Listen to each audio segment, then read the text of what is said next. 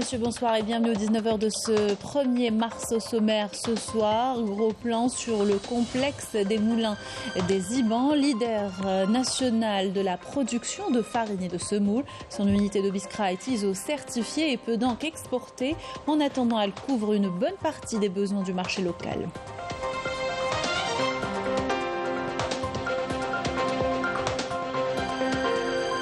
Début aujourd'hui de l'importation de véhicules de moins de 3 ans. Les modalités ont été fixées et publiées au journal officiel. Le diesel exclu et l'opération est exclusive aux particuliers. Le point avec les services des douanes algériennes.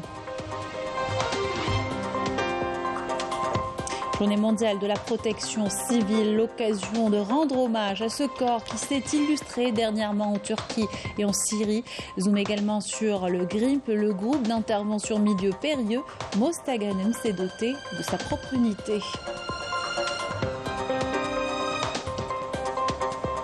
Reportage au cœur de la vallée du Mzab, patrimoine mondial de l'UNESCO. Khardaya accueille de nombreux visiteurs grâce à ses ressorts, ses sites antiques et ses souks exceptionnels. Bienvenue à tous, heureuse de vous retrouver. Les assises sur l'agriculture se sont soldées hier sur une série de recommandations qui seront soumises au Conseil des ministres pour leur évaluation par le président de la République afin qu'elles ne restent pas lettre morte. Le ministère de l'Agriculture et du Développement rural est appelé en tant que ministère de tutelle à définir un calendrier n'excédant pas 12 mois pour l'application des recommandations des ateliers organisés dans le cadre de ces assises. Déclaration plutôt hier du Premier ministre Ayman Abdelrahman. L'application doit être menée en coordination avec les autres départements ministériels, donc celui des finances, du commerce, de la pêche et de l'industrie. Et justement, les recommandations les plus importantes ont trait aux moyens de soutien à l'investissement et à l'industrie et de transformation agricole, la nécessaire numérisation de la gestion du secteur, l'extension des périmètres irrigués et la régularisation foncière. Le foncier agricole, justement, une question centrale et un problème qui doit être réglé avant la fin de l'année 2023. Annonce hier du président de la République à l'ouverture des assises sur l'agriculture. Des mesures sont prévues pour permettre aux agriculteurs de travailler leurs terres de manière sereine. Malika Bellal nous expose les cas de plusieurs d'entre eux. De terrain caillouteux, secs et accidentés à champ d'olivier. Mission accomplie pour Abdelghani et Abdellatif qui n'ont pas reculé devant cette tâche quasi impossible. En plus de l'oléiculture, les deux investisseurs se sont lancés dans l'apiculture. Cependant, sans un document qui prouve leur droit d'exploiter cette terre, Abdelghani et Abdellatif travaillent dans l'incertitude. Il nous faut des documents qui attestent que ces terres nous appartiennent. Nous travaillons avec la boule au ventre. Nous voulons travailler dans la tranquillité et régulariser notre situation. Avec l'aide de l'État, je pense que nous pouvons aller plus loin et produire encore plus.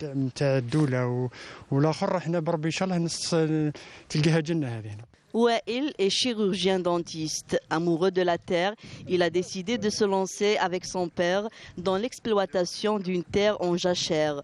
Les résultats qu'ils ont obtenus leur ont permis d'avoir un permis de forage et de bénéficier des aides et de l'accompagnement de l'État en attente d'une autorisation d'exploitation.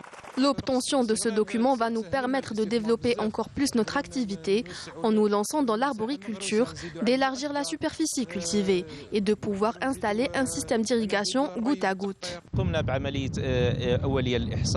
Nous avons effectué un premier recensement qui nous a permis de dénombrer 1400 agriculteurs et exploitants sans document avec une superficie globale d'environ 4500 hectares.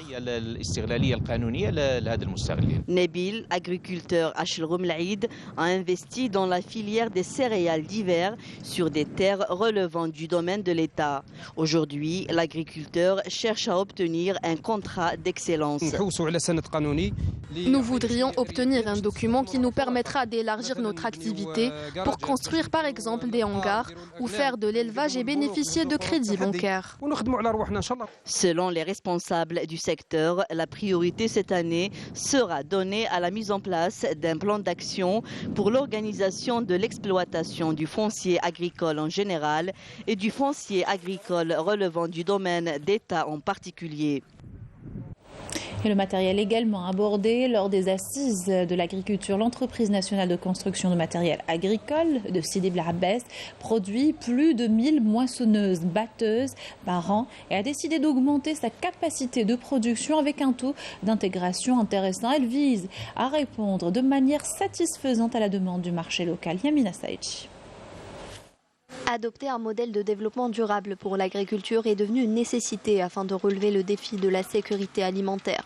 L'entreprise nationale de construction de matériel agricole à Sidi Bel Abbès a augmenté sa capacité de production afin de répondre de manière satisfaisante à une demande toujours croissante en la matière.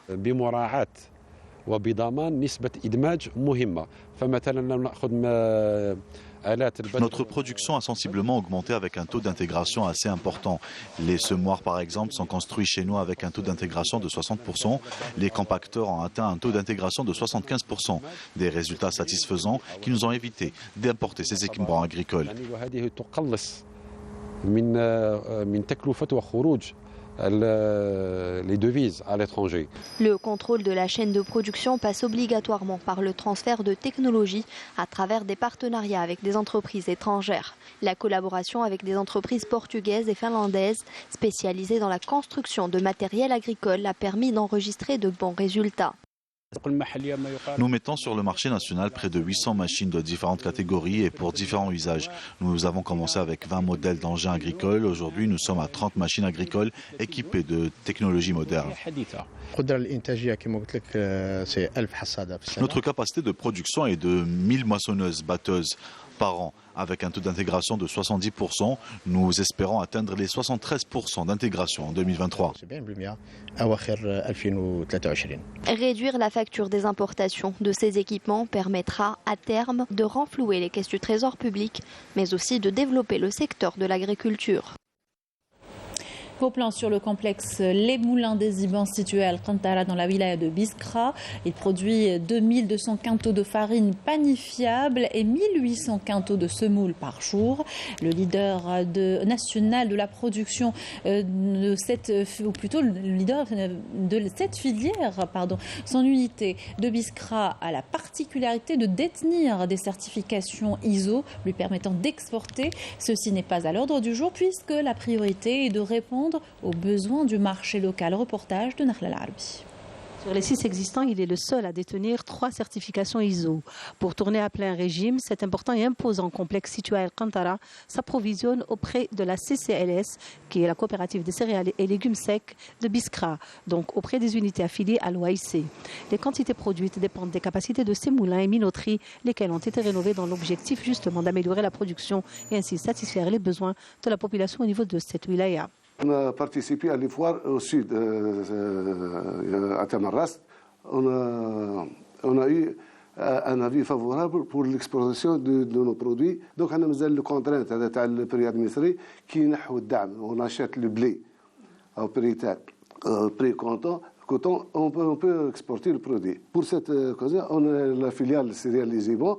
Elle est certifiée par les 3 certificats hygiène et sécurité, le HACCP pour la production du produit et le certificat management. Le complexe possède également une ferme pilote avec 16 pivots d'une superficie de 1200 hectares située à Ouergla. Le rendement durant en 2022 estimé à 42% est qualifié de très favorable. L'entreprise a également investi plus au sud, faute de disponibilité de foncier agricole dans la wilaya de Biskra, à Hassim Saoud et El Mnéa en l'occurrence. L'objectif étant de réduire la facture d'importation du blé. Mixte semoulinier minoterie, puis il a subi l'augmentation de capacité en 1997. Donc le moulin d'extension a été créé en 1995. On produit effectivement 2200 quintaux de farine panifiable et 1800 quintaux de semoule. destiné à la commercialisation au niveau local et dans les wilayas limitrophes, surtout la wilaya de Batna, la wilaya de Msila et le Grand Sud, et les wilayas du Grand Sud. Géré par un système de management intégré, le complexe d'Al-Qantara approvisionne également les éleveurs de la wilaya de Biskra, la wilaya de Oued Djellel et les wilayas limitrophes et alimente les unités d'aliments de bétail au niveau de la localité d'Oumache. L'importation des véhicules de moins de 300 effective à partir d'aujourd'hui. Les conditions et modalités de dédouanement et le contrôle technique ont été publiés au journal officiel. Le décret exécutif exclut le diesel et l'opération est exclusive aux particuliers. Ces détails et d'autres expliqués par les services des douanes que Bader Amarni a rencontré au port d'Alger.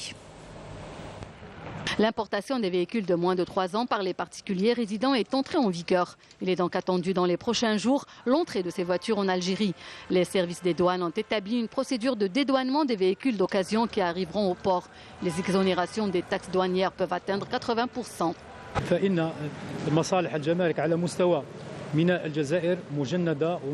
Les services de douane au niveau du port d'Alger sont mobilisés et prêts pour le dédouanement des véhicules importés de moins de 3 ans.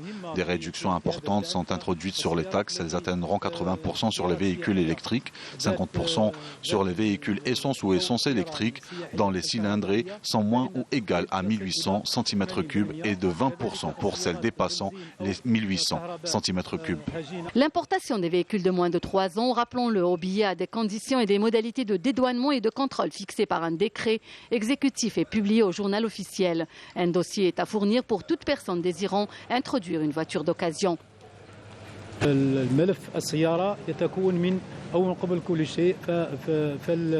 Pour ce qui est du dossier, il est impératif de présenter entre autres une copie de la carte nationale d'identité, un certificat de résidence, certificat d'immatriculation du véhicule à l'étranger ou autre document équivalent, une facture d'achat ou un contrat de vente et un document datant de moins de 3 mois justifiant le bon état du véhicule établi par un organisme habilité du pays de son immatriculation.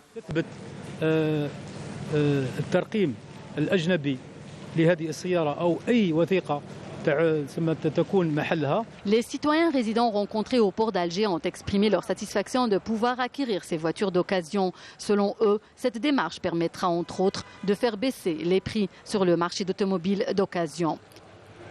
C'est une décision qu'on a attendue, voilà, ça fait à peu près 6 mois.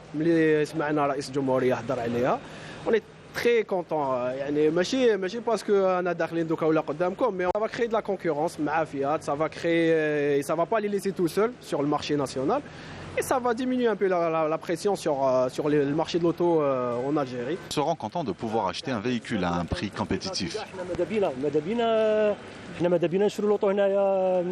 Ainsi donc, les douanes algériennes ont pour charge de veiller à l'application de la réglementation en vigueur pour l'introduction de tout véhicule de moins de 3 ans introduit par un particulier résident. Réunion du gouvernement présidée par le Premier ministre Ayman Ben Abdelrahman, au cours de laquelle plusieurs points ont été examinés. Le gouvernement a examiné un avant-projet de loi portant mesures particulières pour l'obtention de la pension alimentaire, présenté par le ministre de la Justice, garde des Sceaux. Dans le domaine de l'agriculture, un projet de décret exécutif portant affectation d'une parcelle de la forêt domaniale Ouled Antar, commune Ouled Antar, dans la wilaya de Médéab, s'inscrivant dans le cadre du renforcement de la qualité des services publics relevant d'organismes publics. Le gouvernement a entendu une présentation de la ministre de la Solidarité, de la Famille et de la Condition de la Femme sur la situation des établissements spécialisés relevant de son département ministériel et de leurs perspectives, notamment ceux destinés à la prise en charge des enfants délinquants et des personnes âgées. Enfin, le ministre de la Pêche et des Productions halieutiques a présenté une communication sur l'avancement dans l'exécution de la feuille de route relative à la mise en œuvre du régime spécifique de production sociale des professionnels de la pêche. L'Assemblée populaire nationale a organisé une journée parlementaire sous le thème « Non à l'obstruction du droit du peuple sahraoui à l'autodétermination et à l'indépendance » à l'initiative du groupe parlementaire du FLN. La rencontre a eu lieu en présence du président de l'Assemblée populaire nationale, Brahim Bourali, l'ambassadeur sahraoui à Alger, l'ambassadeur de Cuba et le chargé d'affaires à l'ambassade d'Afrique du Sud, en plus du ministre des Moudjahidines et des ayants droit et des représentants d'organisations nationales et la société civile. Le droit du peuple sahraoui à l'autodétermination pour sortir de la colonisation et le rôle de la diplomatie algérienne dans le soutien des peuples pour leur autodétermination ont été abordés par les participants, experts et universitaires. À l'occasion, le président de l'APN a réitéré la position constante de l'Algérie dans le soutien du Sahara occidental. Le ministre de l'Intérieur, des collectivités locales et de l'aménagement du territoire a pris part ce mercredi à Tunis aux travaux de la 40e session du Conseil des ministres arabes de l'Intérieur. Des délégations sécuritaires de haut niveau ainsi que des représentants de la Ligue des États arabes et d'instances arabes et internationales conviés également. À l'ordre du jour, des questions liées au renforcement de la coopération sécuritaire et le bilan d'activité du Conseil.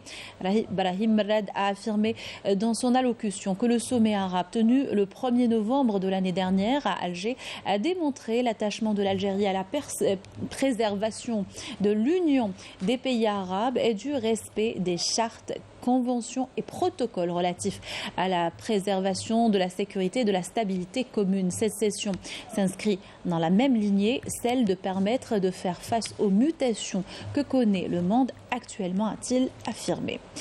Et le ministre de l'Intérieur, des collectivités locales et de l'aménagement du territoire a été reçu ce mercredi à Tunis par le président tunisien Kais Saïd en compagnie des délégations accueillies pour la participation à cette session.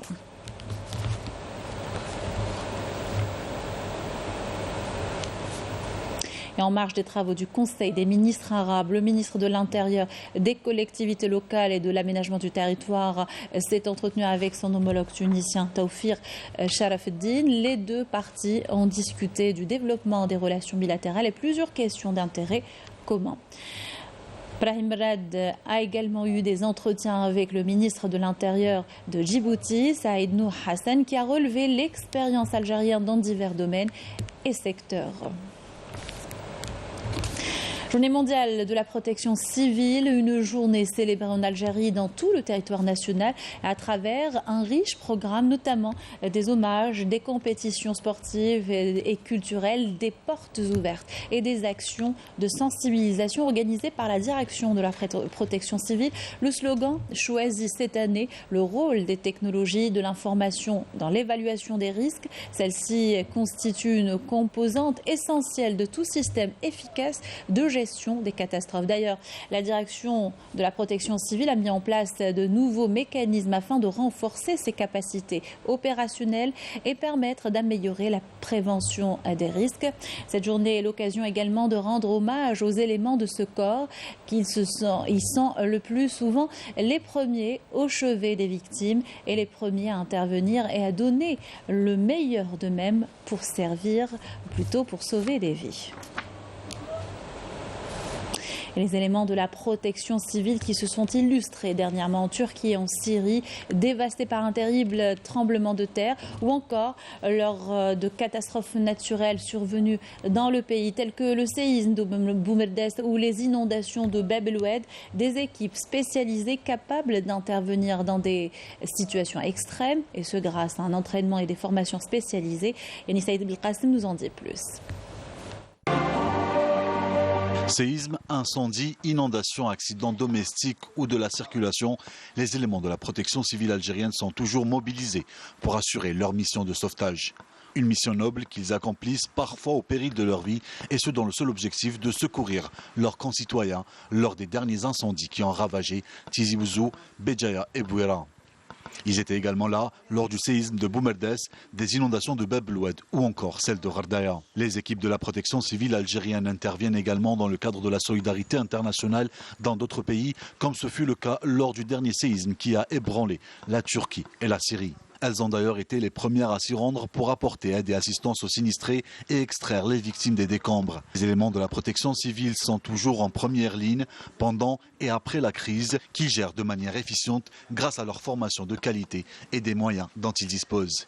Ils sont toujours parvenus à relever les plus grands défis grâce à leurs différentes brigades, que ce soit la brigade de recherche, de sauvetage, déblaiement, la brigade cynotechnique ou encore le GRIMP, le groupe d'intervention en milieu périlleux. Grâce à leur longue expérience Grâce à leur professionnalisme dans la gestion des catastrophes naturelles et des crises, nos éléments de la protection civile se sont distingués à l'échelle internationale par la qualité de leur intervention, comme par exemple lors des tremblements de terre qui ont eu lieu au Mexique, en Arménie, en Inde, au Népal et en Iran, mais également les feux de forêt de 2003 qui ont ravagé le sud de la France et l'explosion de Beyrouth de 2014. Un parcours exemplaire qui a valu à la protection civile algérienne d'être certifiée par l'INSARAG, une certification qui atteste du niveau de la protection civile algérienne et de la qualité de ses interventions. On vient à l'instant d'évoquer le GRIMP, cette unité spéciale de la protection civile, un groupe de reconnaissance et d'intervention en milieu périlleux. Il existe dans plusieurs wilayas du pays et dernièrement, Mostaganem s'est doté du sien, le 8e sur l'échelle nationale. Rina Lerari nous le présente. La wilaya de Mostaganem a désormais son groupe de reconnaissance et d'intervention en milieu périlleux, GRIMP. Ce groupe d'intervention spécialisé intervient dans les milieux naturels et artificiels, particulièrement dangereux pour les équipes classiques de la protection civile algérienne. La direction de la protection civile de la wilaya de Mostaganem a créé l'unité GRIMP spécialisée dans les interventions dans les milieux périlleux. Nous avons également mis à jour 3 autres spécialités, l'équipe de soutien et de première intervention spécialisée dans les séismes, les avalanches et inondations, qui a été renforcée par de nouveaux équipements spéciaux et modernes permettant une intervention rapide en cas de catastrophe ou d'accident. من التدخل في جميع الظروف. أرسلت فرقة تعرف والتدخل في الأماكن الوعرة بالعنوان التالي، فرقة الجرامب بالعنوان التالي: واد شلف بلدية الصور. راه عندك شخص شاقط من منحدر جبلي بجانب الواد. Ce groupe de sapeurs-pompiers très spécial, nouvellement créé, a fait plusieurs formations et exercices pratiques afin d'augmenter ses capacités opérationnelles en cas de catastrophe naturelle ou d'accident intervenant en milieu périlleux.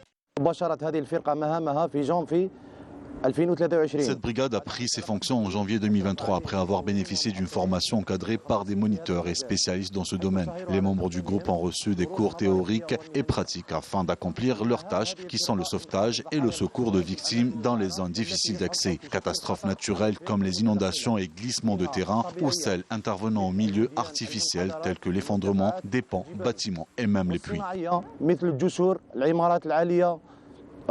Véritable homme araignée, les éléments du prestigieux GRIMP, reconnaissables par leur combinaison rouge avec bandes réfléchissantes grises ainsi qu'une veste rouge, travaillent en groupe de 14 à 30 dont les parachutistes sont connus pour leur haute capacité d'intervention dans des situations difficiles comportant un danger pour les autres unités de la protection civile. Et ce communiqué du ministère de la Défense nationale, dans le cadre de la lutte antiterroriste et de la sécurisation des frontières, des détachements combinés de l'armée nationale populaire ont arrêté 9 éléments de soutien aux groupes terroristes dans des opérations distinctes à travers le territoire national. Dans le cadre de la lutte contre la criminalité organisée et en continuité des efforts soutenus visant à contrecarrer le fléau du narcotrafic dans notre pays, des détachements combinés de l'ANP ont arrêté en coordination avec les différents services de sécurité lors d'opérations exécutées à travers les régions militaires, 65 narcotrafiquants et mis en échec des tentatives d'introduction de quantités de drogue provenant des frontières avec le Maroc s'élevant à 10 quintaux et 31 kg de kiff traités. Ces opérations ont permis également la saisie de plus de 267 000 comprimés psychotropes et 523 grammes de cocaïne. À Tamanrasset, Bojbadji, Mourtad, Tindouf et Janet, des détachements de l'armée nationale populaire ont intercepté 859 individus et saisi 43 véhicules, 149 groupes électrogènes, 63 marteaux-piqueurs, 61 quintaux de mélange d'or brut et de pierre, ainsi que des quantités d'explosifs, d'outils de détonation et d'équipements utilisés dans des opérations d'orpaillage illicite. Par ailleurs, 14 autres individus ont été arrêtés, 7 fusils de chasse, 40 quintaux de tabac, 4100 unités de différentes boissons et d'immenses quantités de denrées alimentaires destinées à la contrebande et la spéculation s'élevant à 111 tonnes ont été saisies lors d'opérations distinctes à travers le territoire national. De même, les gardes-frontières ont déjoué en coordination avec les services de la gendarmerie nationale les tentatives de contrebande de grandes quantités de carburant s'élevant à plus de 52 000 500 litres à Tamanrasset, Bouj, Bedji Mourtaj, Souk Haras, Etarf et Tebessa. D'autre part, les gardes-côtes ont déjoué au niveau de nos côtes nationales des tentatives d'émigration clandestine et ont procédé au sauvetage de 112 individus à bord d'embarcations de construction artisanale, alors que 488 immigrants clandestins de différentes nationalités ont été arrêtés à travers le territoire national. À l'étranger, les familles d'un groupe de victimes soudanaises disparues lors du drame de Nador Melilla en juin dernier ont décidé de créer un comité pour rechercher leurs enfants. La police marocaine avait alors sauvagement tué des dizaines de migrants subsahariens, près de 80 jeunes en tout soudanais qui tentaient d'entrer dans l'enclave espagnole sont toujours portés disparus. 8 mois après le drame, le communiqué du comité souligne que les familles des disparus n'ont obtenu aucune information concernant leurs enfants jusqu'à présent. Sport, cyclisme, le Tour d'Algérie, sujet du forum de l'Organisation nationale des journalistes sportifs algériens. Le président de la fédération algérienne, Khaireddine Barbari, est revenu sur les étapes de la compétition prévue du 7 au 16 mars à travers 10 wilayas du nord-est du pays et qui s'étendra sur un parcours total de 1200 km. Je vous invite à l'écouter. L'Algérie s'apprête à accueillir un événement sportif de grande envergure, à savoir le Tour d'Algérie de cyclisme dans sa 23e édition. Le départ est prévu le 7 mars prochain de la ville de Borj Bouarerij, alors que l'arrivée est programmée à Tizi Ouzou le 16 mars. Il y aura aussi le Grand Prix d'Alger le 17 mars. Ce Tour d'Algérie est inscrit au calendrier de l'Union cycliste internationale et il est qualificatif pour les Jeux olympiques de Paris 2024. Des athlètes de plusieurs pays européens, asiatiques et africains prendront part à cette 23e édition. Cela dénote de l'importance de cet événement et lui donne ce cachet international. Ça permettra aussi à nos cyclistes de se confronter aux meilleurs. المشاركة سوف تكون قوية وسوف تكون فرصة لمختلف النخب الوطنية للاحتكاك من المستوى العالي. مهم جدا الكلام على أهداف هذه الدورة. Les objectifs de ce Tour d'Algérie de cyclisme sont multiples. Le volet sportif évidemment, on espère voir nos athlètes triompher et représenter dignement notre pays. Et on verra aussi à ce que cet événement soit une totale réussite sur le plan organisationnel, comme cela a été le cas pour les compétitions organisées par l'Algérie dernièrement. Le Tour aura également des portées économiques et touristiques, car à travers lui, nous espérons faire connaître davantage notre pays et encourager les étrangers à venir le visiter. Le choix des villes par lesquelles passera ce Tour a été établi en ce sens. Et on termine notre journal avec ce reportage réalisé au cœur de la vallée du Mzab, patrimoine mondial de l'UNESCO. Ghardaya accueille de nombreux visiteurs grâce à ses ressour, ses sites antiques et ses souks exceptionnels. Naïma Louali. À Ghardaya, loin du monde, dans un décor antique sont plantés ici et là gîtes et autres maisons d'hôtes qui accueillent régulièrement des touristes d'ici et d'ailleurs. Mobiliers sommaires et colorés, ces gîtes traditionnels attirent de nombreux touristes comme ces émigrés littéralement envoûtés. Nous venons de France, donc de la région stéphanoise, et nous sommes venus visiter donc l'Algérie. On fait un petit road trip. On a commencé par Alger, donc on a visité la Casbah, la grande mosquée d'Alger. Nous avons fait plein de petits endroits exceptionnels et magnifiques d'ailleurs, puisque j'incite beaucoup les binationaux à venir visiter l'Algérie parce que c'est exceptionnel et les gens sont tellement gentils. Ghardaya, c'est une ville enrichie de culture, d'histoire. Ghardaya, avec une architecture exceptionnelle, c'est quand même un peuple qui a été précurseur de plein de choses au niveau de l'architecture, de l'écologie. Là, Ghardaya, c'est la première fois.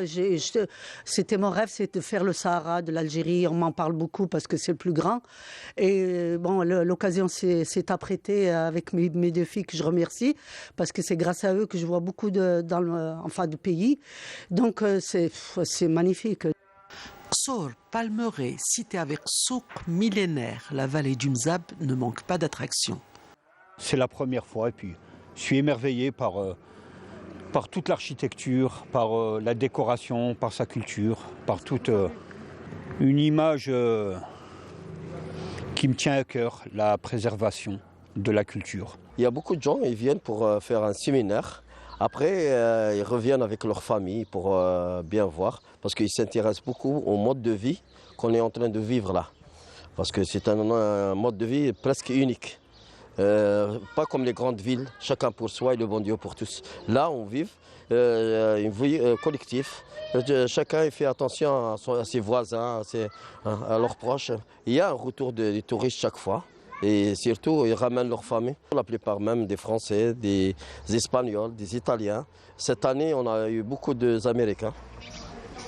Gardaïa l'historique, Gardaïa l'emblématique d'une culture millénaire avec sa sainte citadelle de Bni Yezgen mérite le détour, d'autant que cette cité fut classée en 82 au patrimoine mondial de l'UNESCO. C'est la fin de cette édition. Merci de l'avoir suivi. Excellente soirée sur Canal Algérie.